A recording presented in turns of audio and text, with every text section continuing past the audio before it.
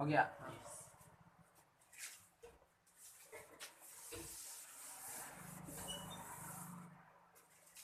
अब देखो आगे समझते हैं। तो कार्य के लिए दो आवश्यक शर्त हैं। कार्य के लिए आवश्यक शर्त ये है कि कोई भी मतलब पिंड पर उसमें बल लगना जरूरी है, ताकत लगना जरूरी है। और दूसरा ये है कि उसके स्थान में परिवर्तन होना जरूरी है, तभी बोलेंगे क्या कार्य हो रहा है, यानी गतिशील अवस्था में आ रहा है। अब जानेंगे कार्य का मात्रक। ठीक है, कार्य का SI मात्रक क्या होता है? Unit of work. बल तथा विस्थापन दोनों ही सदिश राशियां हैं। बल तथा विस्थापन,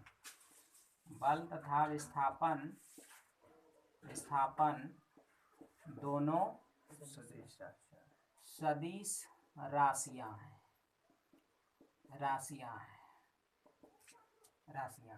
पहले बताए हैं, ये तुम लोग को ये बताया है कि सदिश किसको जानेंगे, याद रखना, जिसमें वो रहे, वो जिसमें रहेगा वो सदिश है। ठीक है, और जिसमें वो नहीं रहे वो अदिश होगा। ठीक है, जिसमें वो रहेगा वो हो जाएगा सदिश, और जिसमें वो नहीं रहेगा वो अदिश। ठीक है, देखो इसमें बल है, यानी बल वो आएगा, तो ये क्या है सदिश, और ये वो ऑलरेडी है, ये है, तो ये दोनों कौन राशि है? सदिश राशि। इसका मात्रक होता है न्यूटन मीटर। इसका मात्रक न्यूटन मीटर होता है। बल तथा विस्थापन दो सदिश राशियां हैं, दोनों सदिश राशियां हैं, और इसका मात्रक क्या होता है? Newton metre. और दूसरा मात्रक इसका जूल भी होता है, जिसे भौतिकी के वैज्ञानिक जेम्स प्रेस्कॉट जूल के सम्मान में जूल कहा जाता है। यानी कार्य का एक और मात्रक होता है, कार्य का मात्रक जूल होता है। ठीक है, कार्य का मात्रक क्या? जूल होता है, ये याद रखना। ठीक है, एक जूल कार्य बराबर, एक जूल कार्य तभी समझेंगे, एक न्यूटन गुना 1 मीटर, यानी एक जूल कार्य क्या कहेंगे, तभी तो बोलते हैं न्यूटन मीटर, है ना। यानी एक जूल कार्य तभी समझेंगे, एक बराबर होता है 1 न्यूटन गुना 1 मीटर।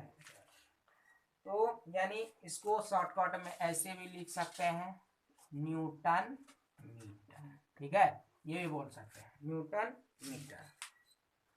उसके बाद जूल, तो कार्य का मात्रक क्या होता है? न्यूटन मीटर, या जूल होता है Nm। उसके बाद जूल एक मतलब जूल जो नाम पड़ा है, इसका जो कार्य का ऐसे मात्रक जूल है, ये वैज्ञानिक के नाम पर पड़ा है, यानी वो वैज्ञानिक ने इसका पूरा मतलब व्याख्या किया था, इसका परिभाषा दिया था, और यानी उस वैज्ञानिक का नाम था जेम्स प्रेस्कॉट जूल, उसी के नाम पर क्या पड़ा? कार्य का मात्रक जूल। यदि एक न्यूटन का बल, एक न्यूटन भी एक वैज्ञानिक था, है ना। न्यूटन सुना होगा, न्यूटन ने प्रिंसिपिया नामक किताब भी लिखा था। वही जो सेब जो नीचे गिर रहा था, उसी ने पता लगाया था कि आखिर सेब नीचे ही गिरता है, ऊपर कहीं जाता है ना। उसको भी छुट्टी मिला था, वो छुट्टी में मतलब कि बगीचा में बैठने आया था, छुट्टी बिता रहा था ऐसे। तो एक न्यूटन का बल किसी पिंड को बल की दिशा में 1 मीटर विस्थापित कर दे, तो किया गया कार्य 1 जूल कहलाता है। यानी एक न्यूटन का बल किसी पिंड को बल की दिशा में 1 मीटर विस्थापित कर देता है, 1 न्यूटन का बल, 1 न्यूटन का बल लगे, जैसे फोर्स अभी ये बल का भी ऐसा मात्रक क्या होता है, न्यूटन। बल का ऐसा मात्रक न्यूटन। जैसे हम ताकत लगाए, जैसे उस पर बल लगाए वस्तु पर, यानी 1 न्यूटन का बल लगा रहे हैं, मान लो 1 न्यूटन का बल लगा रहे हैं, 1 न्यूटन का बल लगा रहे हैं, एक ठो वस्तु है, ठीक है, ये वस्तु, एक वस्तु पर 1 न्यूटन का बल लगा रहे हैं, तो क्या होगा, किसी पिंड को बल की दिशा में 1 मीटर, बल का दिशा किधर होगा, इधर होगा, इधर होगा, यानी 1 मीटर क्या करेगा, विस्थापित करेगा, 1 मीटर विस्थापित होता है, 1 मीटर विस्थापित कर दे तो किया गया कार्य 1 जूल होता है। किया गया कार्य क्या होगा, यानी 1 न्यूटन में कितना मीटर, 1 न्यूटन ताकत लगाए, बल लगाए, 1 न्यूटन कितना बल लगाए, 1 न्यूटन बल लगाए, फोर्स लगाए, कितना फोर्स लगाए, 1 न्यूटन, अब वस्तु कितना चला गया, 1 मीटर, जगह चेंज हो गया ना, तब कहेंगे यानी कि ये कितना है, 1 जूल, क्या कहेंगे, 1 जूल कहेंगे, 1 जूल, ठीक है।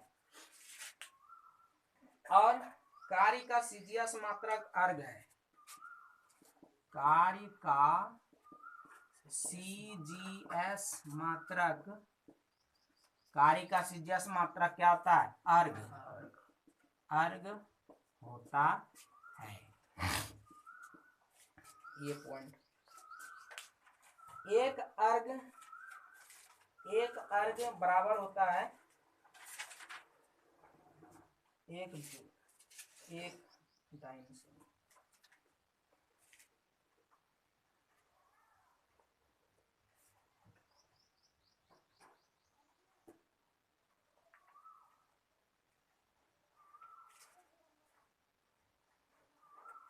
यानी 1 जूल, 1 जूल बराबर 10⁻7 अर्ग, ये याद रखना, ये पूछता है, ठीक है, 1 जूल बराबर 10⁻7। अब है नत समतल, इनक्लीन प्लेन पर किया गया कार्य, नत समतल इनक्लीन, पूरा एकदम सपाट पर, जैसे कि फिगर हम बना भी सकते हैं, देखो जैसे कि इस टाइप का रहेगा, ऐसे रहेगा, ऐसे रहेगा, ऐसे रहेगा, इसको बोलते हैं नत समतल।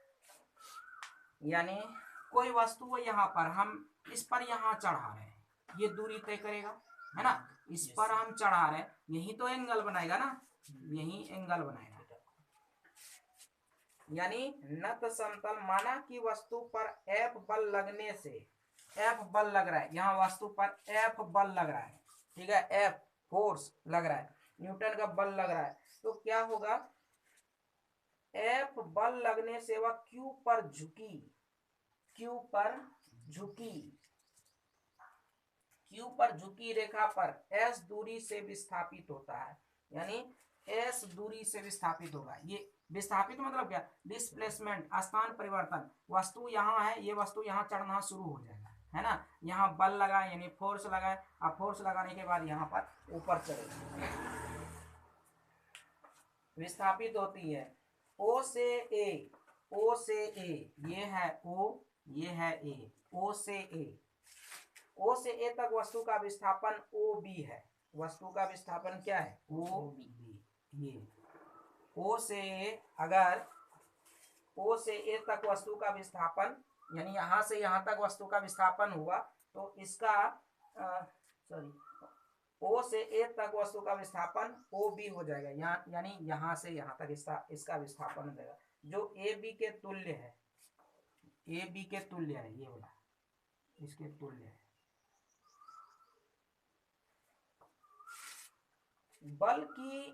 बल की दिशा में वस्तु का विस्थापन OB है, यानी वस्तु का विस्थापन क्या है, OB, बल के तुलना में वस्तु का विस्थापन क्या है, OB। तो कार्य बराबर, इसका याद रखना, वर्क बराबर, आता है वर्क बराबर F(S cos थीटा), जबकि ये क्या है, थीटा, ठीक है। कहेगा इसका विस्थापन निकालिए, तो दूरी है ये मतलब कि थीटा का मान दिया रहेगा कितना, थीटा पर 45, थीटा पर काम कर रहा है तो cos 45 डिग्री का मान रख देंगे, सिखाया ना, cos 45 डिग्री का मान रख देंगे, कितना फोर्स लग रहा है उतना फोर्स, कितना डिस्प्लेसमेंट हो रहा है उतना भी करके इसको आराम से कहेगा कार्य निकालिए, तो हम कार्य यानी वर्क निकाल सकते हैं। अब कार्य के लिए मत करो, आप करो ये देखो,